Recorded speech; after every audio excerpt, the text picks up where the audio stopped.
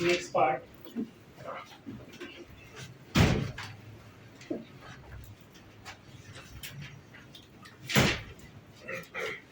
Next part, reaction weight. Reaction weight halogen. Reaction weight halogen. Reaction with halogen की बात अगर हम करें, रिएक्शन विद हैलोजन की बात करें तो होगा क्या? सबसे पहले अगर E को रिएक्ट करा रहे किससे? हैलोजन को. E react with H2 molecule where E is any group 13 element. Where E is any group 13 element. तो E react with H2 to form EH3. EH3 जिसको क्या बोलेंगे? Try halide. क्या बोलेंगे? Try halide. समझ में आ रहा है आपको? EH3 is a try halide. ये ध्यान में रखिए. Where E is a group 13 element. E is a group 13 element. Now student, अब यहाँ पे ग्रुप 13 एलिमेंट के ट्राई हैलाइड की बात हो रही है. तो ट्राई हैलाइड ऑफ बोरॉन की अगर मैं बात करूं, ट्राई हैलाइड ऑफ बोरॉन, तो इनमें BF3 आएगा, BCl3 आएगा, BR3 एंड BI3. और क्या आएंगे? BI3. याद है? समझा? अब BF3, BCl3, BBr3, BI3, अगर इन कंपाउंड के बारे में बात करें तो ये सारे कंपाउंड के ऑक्टेट इनकम्प्लीट है. क्या है? Octet incomplete. समझ में आ रहा है? अब ऑक्टेट इनकम्प्लीट है मतलब ये इलेक्ट्रॉन डेफिशिएंट है. क्या है? Electron deficient. जैसे मैं BCl3 की बात करूं या फिर मैं BF3 की बात करूं. समझ में आ रहा है आपको?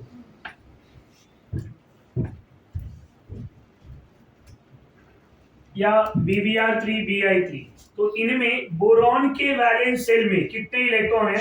6 इलेक्ट्रॉन. इधर भी बोरॉन के वैलेंस सेल में कितने इलेक्ट्रॉन है? 6 इलेक्ट्रॉन. BBr3 में भी 6, इधर भी 6. तो ये क्या होंगे? Electron deficient. ये जो ट्राई हैलाइड ऑफ बोरॉन है, ट्राई हैलाइड ऑफ बोरॉन, ये क्या है? Electron deficient. समझ में आ रहा है? इलेक्ट्रॉन डेफिशिएंट मॉलिक्यूल को क्या बोलते हैं? Lewis acid. क्या बोलेंगे? Lewis acid. तो ये जो बोरॉन ट्राई हैलाइड है ये क्या होते हैं? Lewis acidic in nature. Lewis acidic in nature. अब सवाल ये है यहाँ पे कि इन ट्राई हैलाइड में किसका लुईस एसिडिक नेचर स्ट्रॉन्गर होगा? इन ट्राई हैलाइड में किसका लुईस एसिडिक नेचर स्ट्रॉन्गर होगा? समझ में आ रहा है? तो ये मेरा पहला क्वेश्चन है. अब इनमें आपके पास है BF3, जैसा कि यहाँ पे स्ट्रक्चर भी बना दे रहा हूं मैं. BCl3 का भी स्ट्रक्चर बनाएंगे हम, BBr3 का भी. आपको ये बताना है which one is a stronger Lewis acidic. Stronger Lewis acidic. अब यहां पे अगर मैं BF3 की बात करूं तो बोरॉन के पास एक वैकेंट p ऑर्बिटल है. समझ में आ रहा है? एक वैकेंट p ऑर्बिटल है. और फ्लोरीन में क्या है? लोन पेयर है. क्या है? Lone pair. तो अगर वैकेंट p ऑर्बिटल है और इधर लोन पेयर है तो ये क्या शो करेंगे? Back bonding. क्या शो करेंगे? अब यहाँ बोरॉन में 2p है, फ्लोरीन में भी 2p है. तो यहाँ पे जो बैक बॉन्डिंग होगा वो क्या होगा? स्ट्रॉन्गर होगा. इधर बोरॉन में 2p है, फ्लोरीन में 3p है. 2p 4p, 2p 5p. तो यहाँ पे अगर आपसे पूछा जाए कि कहाँ पे बैक बॉन्डिंग स्ट्रॉन्गर होगा? BF3 में. अब अगर बैक बॉन्डिंग स्ट्रॉन्गर होगा तो क्या होगा? इसका रेजोनेंस स्टेबलाइज कर सकते हैं हम. एक बार ये फ्लोरीन बैक बॉन्डिंग अगर बना रहा है तो दूसरी बार मैं इससे भी बनवा सकता हूं. राइट? इस तरह से. तीसरा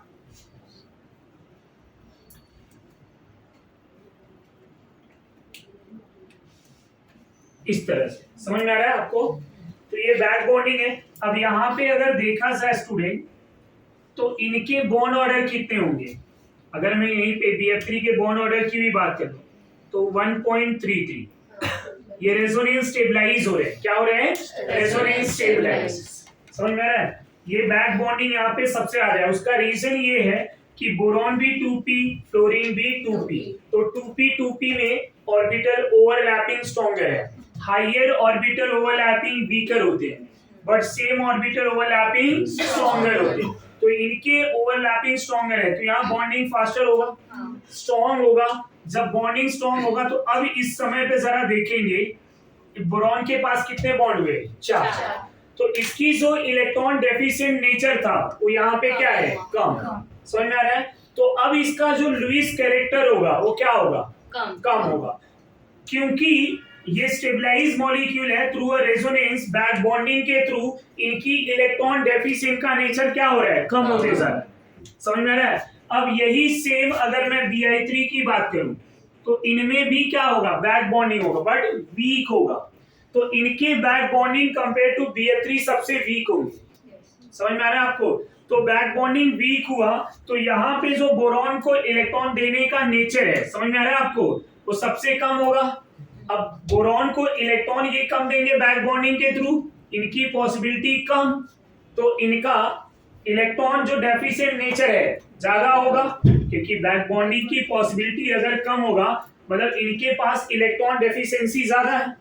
जब इलेक्ट्रॉन की डेफिशिएंसी ज्यादा होता है तो वही सबसे ज्यादा क्या होगा? Lewis acidic nature. समझ में आ रहा है? तो यहाँ पे अगर हम एक पॉइंट लिखें कि स्ट्रॉन्ग बैक बॉन्डिंग कहाँ पे होगा इन मॉलिक्यूल में,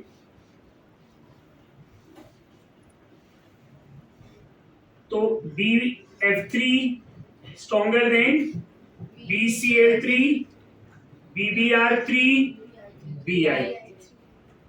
और यहां पे मैं बात करूं लुईस एसिडिक नेचर का, किसका? Lewis acidic nature. अब सवाल ये है कि लुईस एसिडिक नेचर कहां पे ज्यादा होगा? Bi3। कहां पे? Bi3। Bi3 is a more Lewis acidic nature than BBr3, then तो BF3 is a weak Lewis acid। समझ में आ रहा है? ये ध्यान में रखें।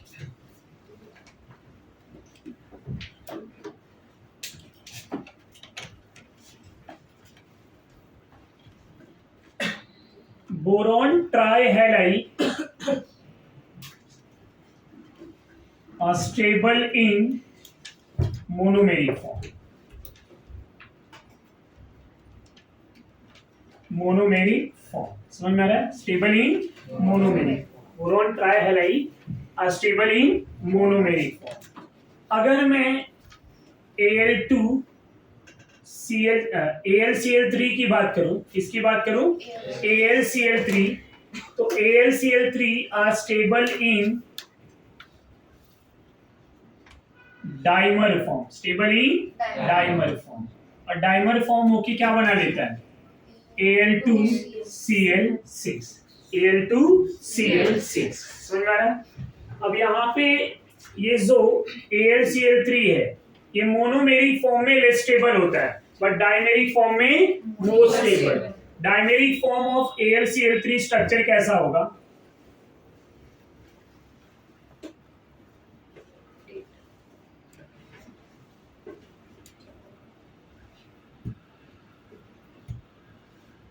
ये इस तरह से, समझ में आ रहा है आपको? यहाँ पे इनका जो बॉन्ड लेंथ है वो 206 पिकोमीटर है। अगर मैं ब्रिज एल्युमिनियम क्लोरीन की बात करूं तो 221 पिकोमीटर हो जाता है। समझ में आ रहा है? इनका जो बॉन्ड एंगल है 79 है, 101 डिग्री हो जाता है, और यहाँ पे जो है 118। समझ में आ रहा है? ज़्यादा कोई डाउट? तो ये इनका स्ट्रक्चर है, किसका? Al2Cl6। Al2Cl6 are most stable in dimeric form, most stable in dimeric form, but boron trihalide most stable in monomeric form, वो स्टेबल है मोनोमेरिक फॉर्म में। समझ में आ रहा है? और ये क्या है? इलेक्ट्रॉन डेफिशिएंट है। क्या है? Electron deficient. अगर BH3 है या BF3 है, कोई भी है, ये बोरॉन ट्राइहैलाइड जो है किसी भी लुईस बेस के साथ कंबाइन हो सकते हैं, किसी भी लुईस बेस के साथ कंबाइन होके क्या बना लेंगे? BF3NH3, ये कॉम्प्लेक्स बना लेंगे। क्या बना लेंगे? कॉम्प्लेक्स, जो एक अडक्ट कहलाता है। क्या कहलाता है? Adduct. The meaning of adduct की ये Lewis base and Lewis acid combine होके प्रोडक्ट बना है, जो टोटली एडिशन प्रोडक्ट है, इसी को क्या बोलते हैं? अडक्ट। समझ में आ रहा है? तो ये कोऑर्डिनेट बॉन्ड है दोनों के बीच में, जहां नाइट्रोजन ने अपना लोन पेयर बोरॉन को डोनेट किया। तो इस तरह से समझ में आ रहा है? अब ये जो कॉम्प्लेक्स बने क्या इंडिकेट कर रहे हैं? Boron is a electron deficient, boron is a electron deficient, जिसकी वजह से ये लुईस बेस के साथ कंबाइन होके एक अडक्ट बना दिया। क्या बना दिया student? Adduct. Now another point, BCl3 on hydrolysis, ये तो वाटर एक्सेस में ले सकते हैं हम। BCl3 on hydrolysis form BOH4 times minus, समझ में आ रहा है? प्लस ये H और ये Cl निकल जाएगा HCl के फॉर्म में। अब ये जो BOH4 टाइम्स माइनस है, ये sp3 हाइब्रिडाइज होते हैं। क्या होते हैं? एंड इनका स्ट्रक्चर टेट्राहेड्रल होता है। क्या होता है? Tetrahedral. Geometry of BOH4 minus is tetrahedral. ये समझ में आया? जब हम Al2Cl3 को वाटर एक्सेस में लेके रिएक्ट कराएंगे, तो Al2Cl3 with water molecule combined with access of water क्या मिल जाएगा स्टूडेंट? ये Al H2O 6 टाइम 3+ बना लेंगे। समझ में आ रहा है? क्या बना लेंगे? Al H2O 6 time 3+। इस तरह से क्लोराइड बाहर निकल जाएगा। अब ये जो है यहाँ पे एल्युमिनियम का हाइब्रिडाइजेशन क्या हो जाएगा? sp3d2, sp3d2 which are octahedral। क्या हो जाएगा? octahedral। ये ऑक्टाहेड्रल हो जाएगा और sp3d2 हो जाएगा। समझ में आ रहा है? तो on hydrolysis BCl3 form BOH4 time negative, और ये जो है Al2Cl3 on hydrolysis form AlH2O 6 time which are octahedral in nature। तो ये पूरे पार्ट जो है वो किसके हैं? रिएक्शन विथ हैलोजन और उनके एप्लीकेशन। सेकेंड सर वहाँ पे Al2Cl6 है ना, वहाँ पे ये होगा ना, कोऑर्डिनेट बॉन्ड होगा ना। ये स्ट्रक्चर, हाँ इस तरह से ये सिंपल स्ट्रक्चर दिखाया गया है। समझ में आ रहा है? ये सिंपल स्ट्रक्चर इस तरह से डायमेरिक फॉर्म आपस में ये डायमराइज हो गया। Now reaction with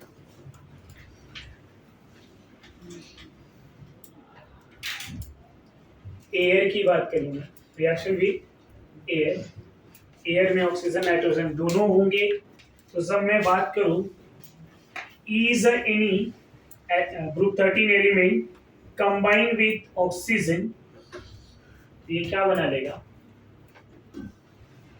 E2O3। क्या बना लेगा? E2O3।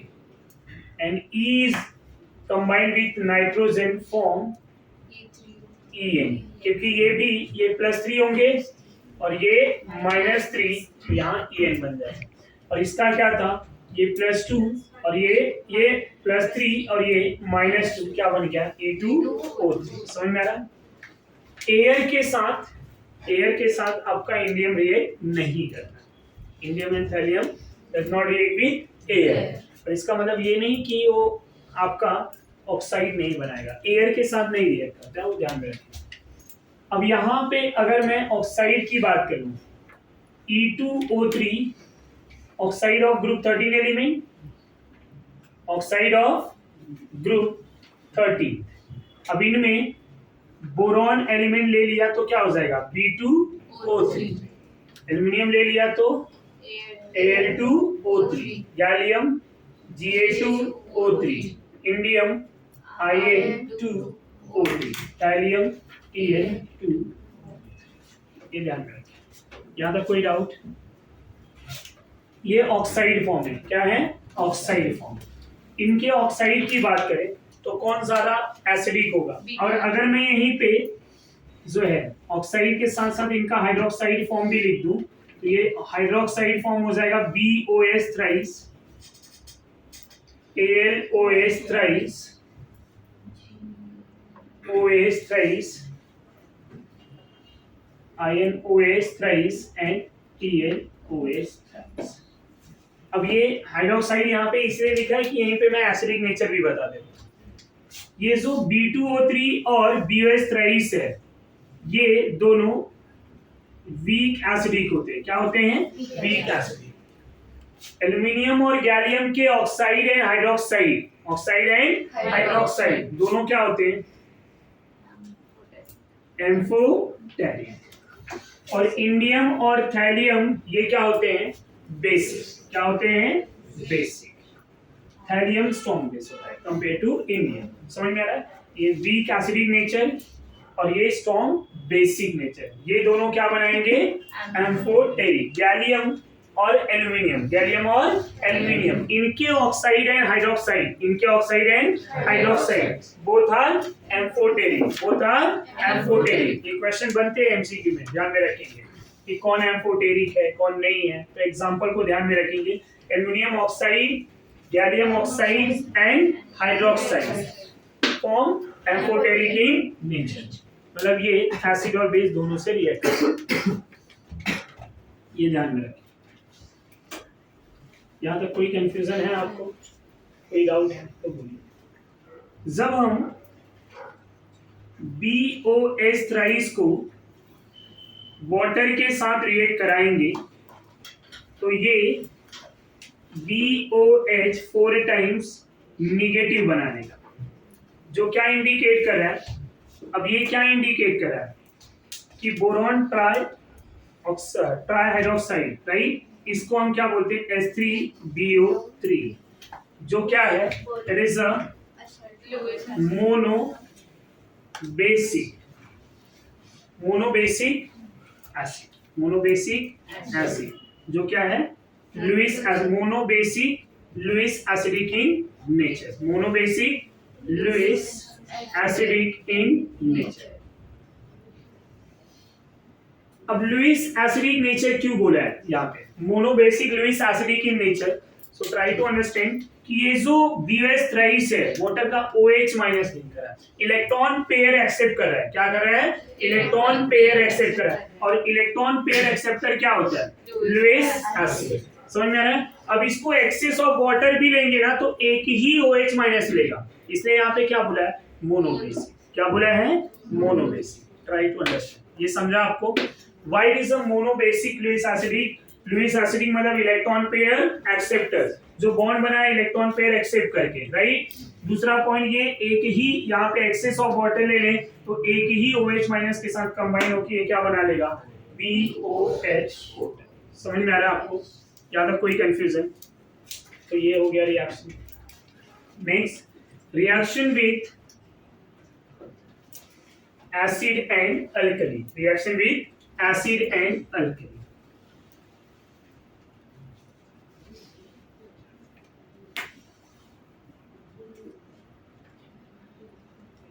Reaction with acid and alkali.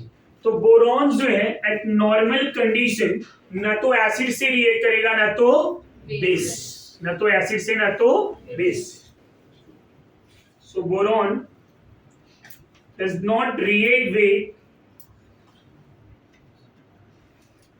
acid or base at normal condition. At normal condition, boron does not react with acid or base at normal conditions. Aluminium react with acid and base both act as amphoteric nature, act as amphoteric इसके जैसा behave करते हैं amphoteric, इसके जैसा amphoteric. Boron ना तो acid से react कर रहा है ना तो बेस से, बट एल्युमिनियम एसिड और बेस दोनों के साथ, तो किसके जैसा बिहेव करेगा ये एम्फोटेरिक। समझ में आ रहा है? और दोनों के साथ रिएक्ट करके हाइड्रोजन गैस प्रोड्यूस करता है। क्या प्रोड्यूस करता है? Hydrogen gas. तो बोरॉन जो है ये रिएक्ट नहीं कर रहा है एसिड और बेस के साथ, एल्युमिनियम रिएक्ट कर रहा है और रिएक्ट कर रहा है, इसकी वजह से ये एम्फोटेरिक हो गया। समझ में आ रहा है? क्योंकि एसिड और बेस दोनों के साथ रिएक्ट कर रहा है। अब ये जो एल्युमिनियम है ये एसिड के साथ रिएक्ट करेगा तो भी हाइड्रोजन गैस प्रोड्यूस करेगा, और बेस के साथ रिएक्ट करेगा तो भी हाइड्रोजन गैस प्रोड्यूस करेगा। इसके रिएक्शन हम डिस्कस करेंगे, पहले इतना नोट करो। रिएक्शन टॉपिक सेम ही है। जब भी हम एल्युमिनियम को एसिड के साथ रिएक्ट कराएंगे, एसिड मतलब HCl ले लिया, तो एल्युमिनियम को अगर एसिड के साथ रिएक्ट करा देंगे तो ये क्या बना लेगा? AlCl3 plus hydrogen gas. As I told you कि जब एल्युमिनियम को किसी एसिड से रिएक्ट कराएंगे तो क्या होगा? ये हाइड्रोजन गैस प्रोड्यूस करेगा। तो हाइड्रोजन गैस कब प्रोड्यूस करेगा? जब यहाँ पे AlCl3 बन जाएगा। समझ में आ रहा है? यहाँ हम 2 मोल ले लें, तो यहाँ 6 ये 3। इसी एल्युमिनियम को अगर हम बेस के साथ रिएक्ट करा दें इन एक्वस मीडियम वाटर के साथ, तो ये यहाँ पे भी यहाँ पे भी ये हाइड्रोजन गैस प्रोड्यूस करेगा बेस के साथ रिएक्ट करके। तो AnOH 4 times plus hydrogen gas, ये माइनस सोडियम प्लस। समझ में आ रहा है?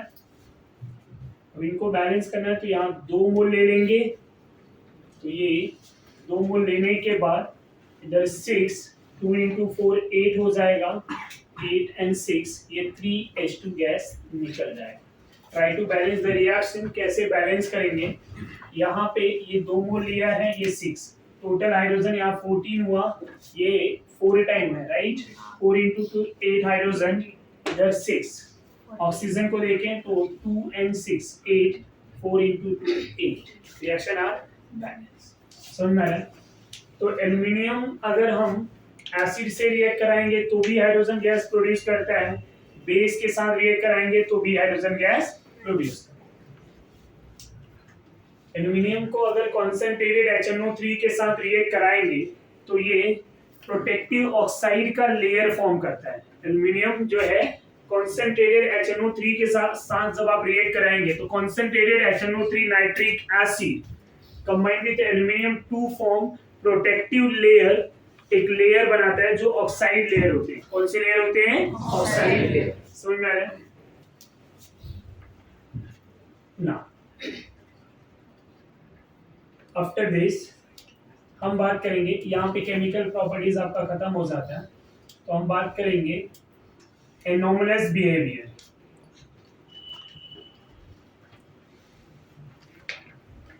Anomalous behavior of boron. Anomalous behavior of boron. Boron का anomalous behavior. बोरॉन का anomalous behavior. What is the meaning of anomalous? Anomalous मतलब point to difference. Point to difference. जो difference property show करेगा उसको क्या बोला जाएगा? Anomalous. समझ में आ रहा है? तो बोरॉन anomalous behavior show करता है, अपने ग्रुप के ही एलिमेंट से डिफरेंट प्रॉपर्टी शो करता है, इसलिए इसको क्या बोला जाता है? एनोमलस। अब सवाल ये है कि why boron show the anomalous properties. तो उसका पहला point, due to small in size. Due to small in size.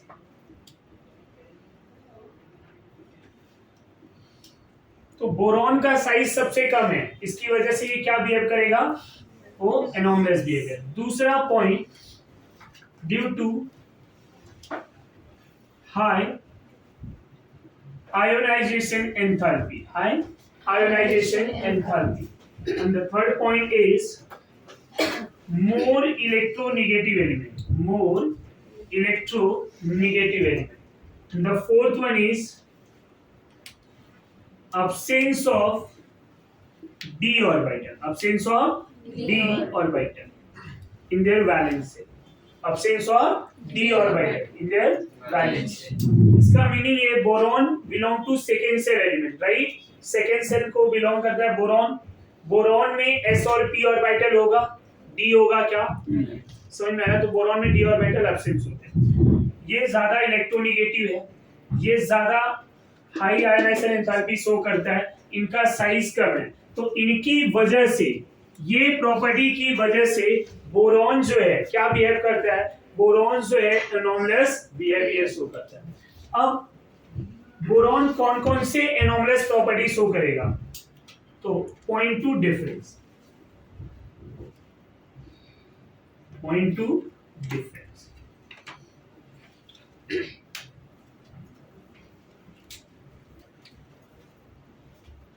First point की बात करूं मैं, तो इफ यू रिमेंबर कि boron is a non metal while other group 13 element is metal, right? ये पॉइंट पढ़ा हुआ है, तो ये भी तो डिफरेंस ही है. तो यहाँ पे लिख सकते हैं या नहीं कि boron are non-metal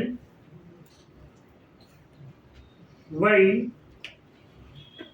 other group 13 element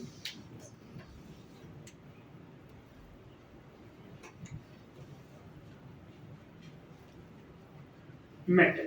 Other group 13 element metal.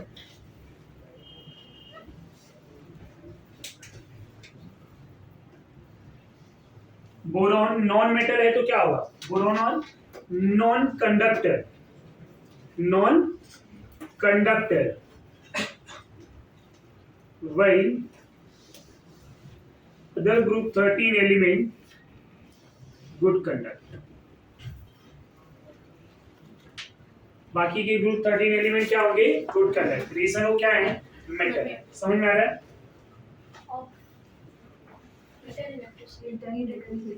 Yes.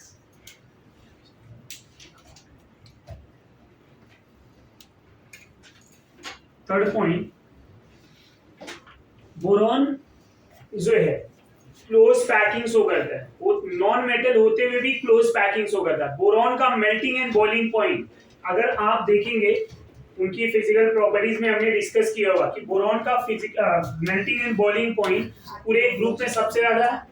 तो ये क्या शो करेगा? High melting and boiling point, while other group elements होगा low melting compare to boron.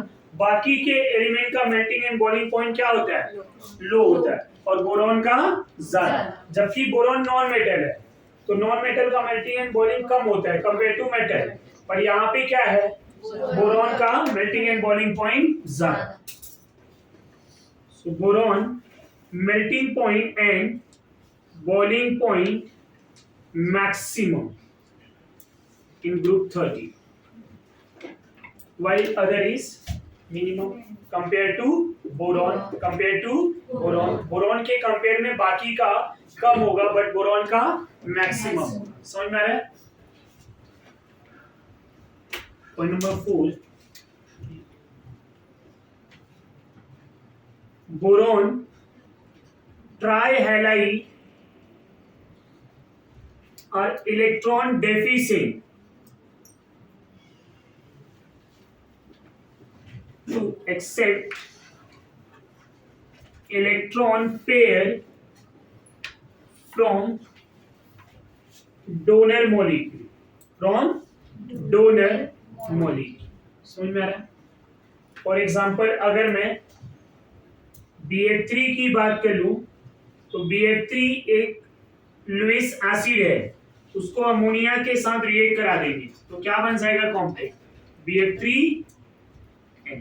समझ में आ रहा है? तो ये क्या है? Lewis acid. ये क्या है? Lewis base. क्या बन गया यहाँ पे? क्या बन गया? समझ में आ रहा है? नेक्स्ट पॉइंट, अब बोरॉन में d ऑर्बिटल नहीं है, और d ऑर्बिटल नहीं है तो इसका मैक्सिमम कोवेलेंसी कितना होगा? The maximum covalency of boron is 4 covalency बोला हुआ है, right? 4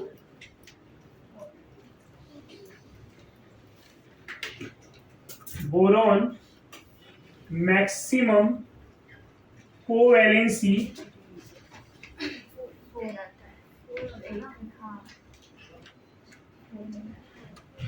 4 while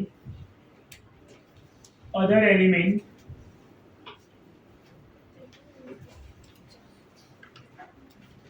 covalency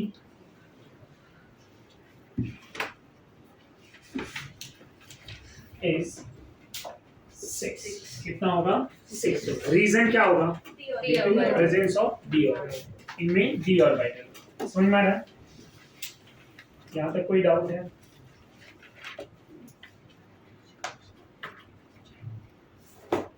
boron trihalide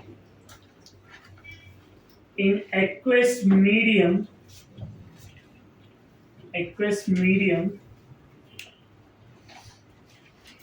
form tetrahedral complex। For example अगर मैं BCl3 ले लूं, वाटर से रिएक्ट करा दूं, तो BCl वाटर के साथ रिएक्ट करके क्या बनाया था? BOH4 right, negative. वही अगर मैं यहीं पे AlCl3 ले लूं, समझ में आ रहा है? AlCl3 को वाटर के साथ रिएक्ट करा दूं इन एक्सेस, तो क्या बना देगा? AnH2O6 3 plus, water is a neutral तो एल्युमिनियम इज अ 3 प्लस। समझ में आ रहा है? तो ये इस तरह से बन जाएंगे। Cl रिमूव हो जाएगा, Cl minus. Next point, boron hydride quite stable while aluminium hydride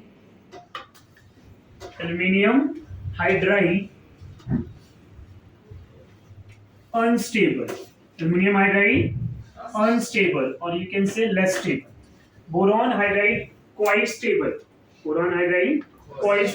while aluminium hydride unstable in nature। समझ में आ रहा है? ये सब जितने भी पॉइंट है, ये सब क्या है? ये सब बोरॉन के एनोमलस बिहेवियर है। क्या है? Anomalous behaviour. समझ में आ रहा है? तो all these point are anomalous behaviour of boron, जो बोरॉन के एनोमलस नेचर को एक्सप्लेन करते हैं। Now after that compounds of boron, boron के कंपाउंड। समझ में आ रहा है? अब बोरॉन के कंपाउंड्स के बारे में हमें डिस्कस करना है, तो यहाँ पे टॉपिक चेंज हो रहा है। कंपाउंड्स ऑफ बोरॉन, बोरॉन के compound in which first compound is first one borax. अब बोरेक्स का फॉर्मूला क्या होता है? Na2B4O7.10H2। इसको हम क्या लिख सकते हैं? इन्हीं को आप ऐसे भी लिख सकते हैं, B4O5OH4 टाइम 2 नेगेटिव। समझ में आ रहा है? इसी को आप इस तरह से भी लिख सकते हैं, Na2B4O5OH4 टाइम 8H2। समझ में आ रहा है? ये सब एक ही को इंडिकेट कर रहे हैं। समझ में आ रहा है? यहाँ तक कोई डाउट है? ये क्या है? Borax, decahydrate form, sodium tetra borate decahydrate, 10 molecule of water यहाँ पे इन्वॉल्व है। इसको क्या बोलते हैं हम? बोरेक्स। क्या बोलेंगे? बोरेक्स। अब इनकी प्रिपरेशन की अगर मैं बात करूं, how will you prepare borax? तो बोरेक्स हमने ये पढ़ा हुआ है कि बोरेक्स नेचुरली अकरिंग सब्सटेंस है, नेचर में पाया जाता है। If you remember last lecture, borax का क्या बताया था मैंने कि बोरेक्स जो है उगा वैली एंड संबल लेक में पाया जाता है, राइट?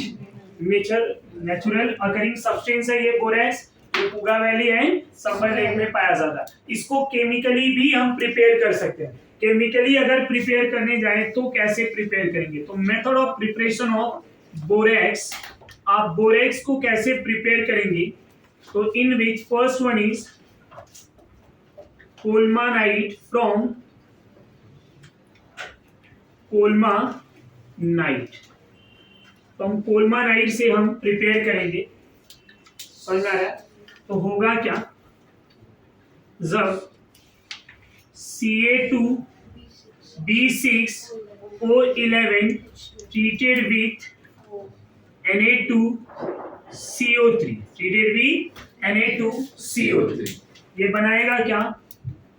Na2B4O7 प्लस ये कैल्शियम जो है कार्बोनेट के साथ चला जाएगा, समझ में आ रहा है? और क्या मिलेगा? NaBO2। अब 4 बोरोन यहाँ पे आ गए, 2 बचे ना, तो ये multiply by 2 plus byproduct CaO plus CO, calcium carbonate CO and CO2 में चला जाएगा। अब try to balance the reaction, 2 sodium इधर 2 इधर, 2 मोल, समझ में आ रहा है? और यहाँ पे क्या हो जाएगा? कैल्शियम भी 2 था ना, तो 2CaO plus 2CO2, reaction are balance. ये समझा आपको? ये जो NaBO2 है और ये जो CO2, समझ में आ रहा है? NaBO2 एंड CO2 ये भी आपस में कंबाइन होके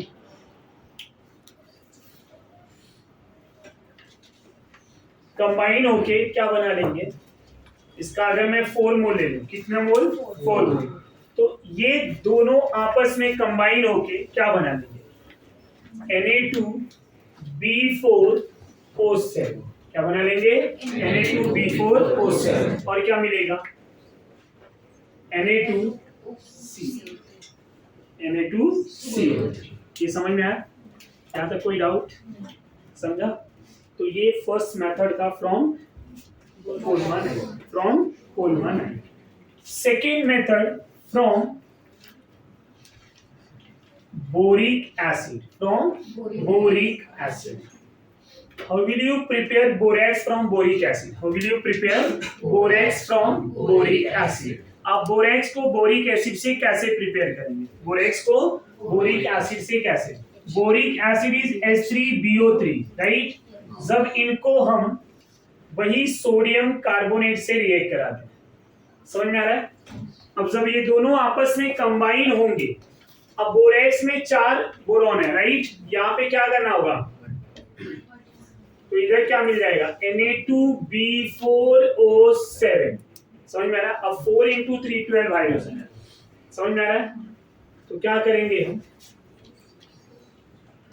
और ये सोडियम यहाँ पे चला गया, क्या ले लें हम?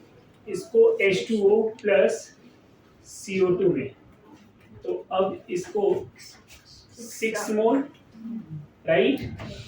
और CO2, रिएक्शन देखो जरा, बैलेंस है, ऑक्सीजन भी बैलेंस ही है, 4 into 3 12, समझा आपको? और ये CO3 जो है CO2 में गया, तो एक ऑक्सीजन इसका 13, तो यहाँ पे 6 और 7 13, रिएक्शन बैलेंस। तो फ्रॉम बोरिक एसिड भी आप प्रिपेयर कर सकते हैं। बोरिक एसिड को अगर आपने सोडियम कार्बोनेट के साथ रिएक्ट कराया तो क्या मिल जाएगा आपको? बोरेक्स। क्या मिल जाएगा? बोरेक्स। ये समझा? इनका प्रॉपर्टीज की अगर मैं बात करूं, प्रॉपर्टीज ऑफ बोरेक्स की प्रॉपर्टीज की अगर बात करें तो बोरेक्स की प्रॉपर्टीज क्या होगा? सबसे पहला point, borax is white crystalline solid. White crystalline solid. Borax क्या है? White crystalline solid. Borax is white crystalline solid which are less soluble in cold water, but more soluble in hot water.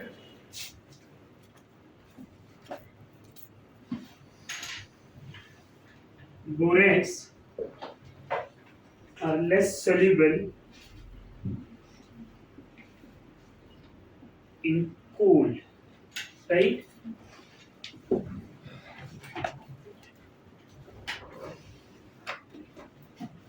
More soluble in hot. समझ में आ रहा है आपको? उनकी solubility थी. By heating, borax decompose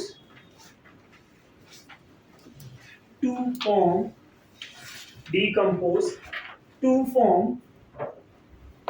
boric oxide. कैसे? सबसे पहले Na2B4O7 अगर ले लूंगा .10H2O, समझ में आ रहा है? अब इनको हीट कर देंगे, तो हीट करने पे ये डिकम्पोज होगा, वाटर निकल जाएगा. जैसे वाटर निकलेगा यहाँ बचेगा क्या? Na2B4O7 plus 10H2O.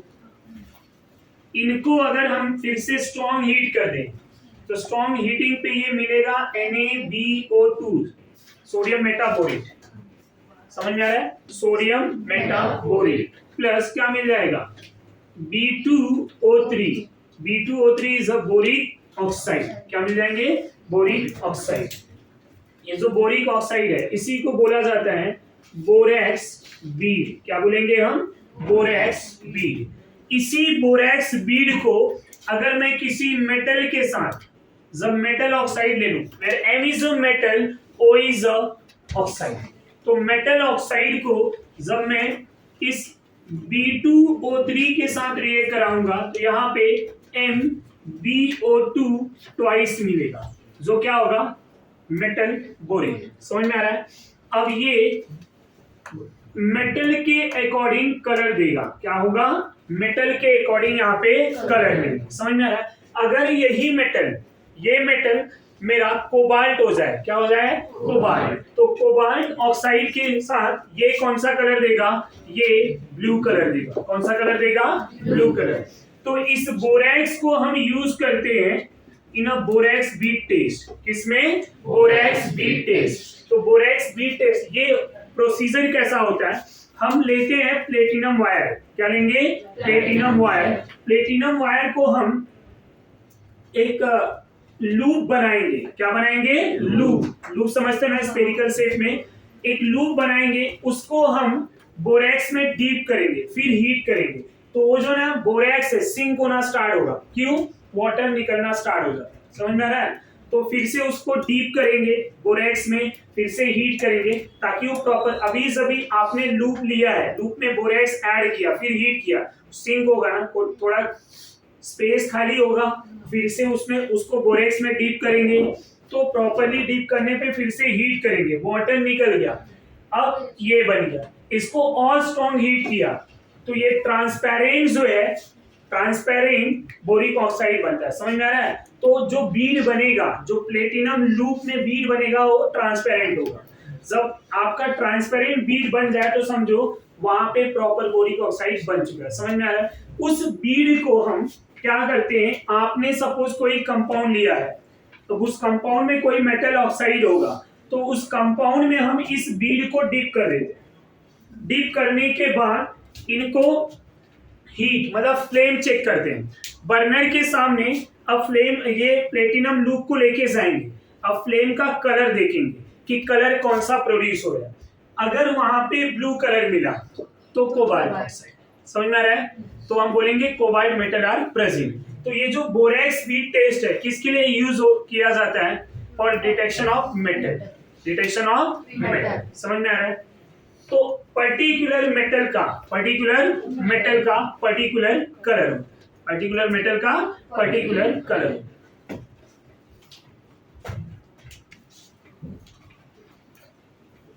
Next property,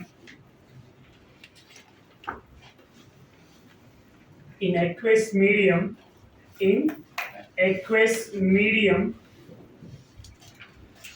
form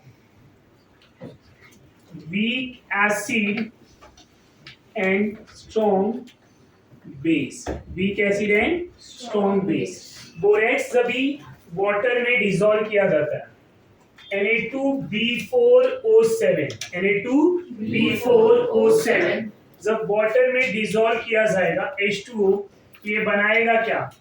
H3BO3 plus NaOH. As we know, NaOH is a strong base और ये क्या है? weak acid. समझ में आया? तो जब इनको रिएक्ट कराया गया वाटर के साथ तो क्या मिला? Weak acid and strong base. अब इसको बैलेंस करना है तो 4 मोल है, 4 × 3 12 हो जाएगा। इधर ये तो कितना हमें मोल लेना पड़ेगा? 7। समझ में आ रहा है? 7 मोल ऑफ वाटर, ये क्या हो जाएंगे? ऑर्थोबोरिक एसिड और NaOH सोडियम हाइड्रोक्साइड मिलेगा। समझ में आ रहा है आपको? तो ये तो था आपका केमिकल प्रॉपर्टीज ऑफ बोरेक्स। इसके बाद इनके पार्ट आते हैं यूजेस ऑफ बोरेक्स। अब बोरेक्स का सबसे पहला अगर मैं यूज करूं तो borax are use in a borax bead test. कहां पे यूज होता है? Borax bead test. Borax bead test होता क्या है? जब भी बोरेक्स को हीट किया जाएगा तो पहले ये Na2B4O7 बनाता है, anhydrous form, right, sodium tetraborate. इसको स्ट्रॉन्ग हीट करेंगे तो बोरेक्स का बीड बनता है जो ट्रांसपेरेंट होता है। अब उसको किसी मेटल ऑक्साइड के साथ हम रिएक्ट कराएंगे तो क्या बनाएगा वो? NbO2 twice.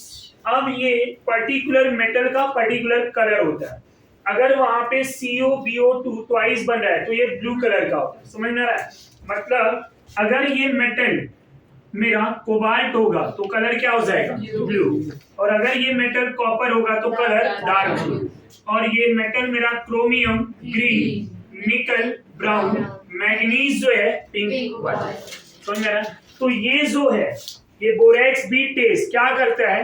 ये डिटेक्ट करता है मेटल को। समझ में आ रहा है? So borax are use in a borax bead test. Borax कहां पे यूज होगा? Borax bead test. दूसरा, ये ग्लास बनाने के लिए यूज किया जाता है। समझ में आ रहा है? बोरेक्स को हम किस में यूज करते हैं? For making glass.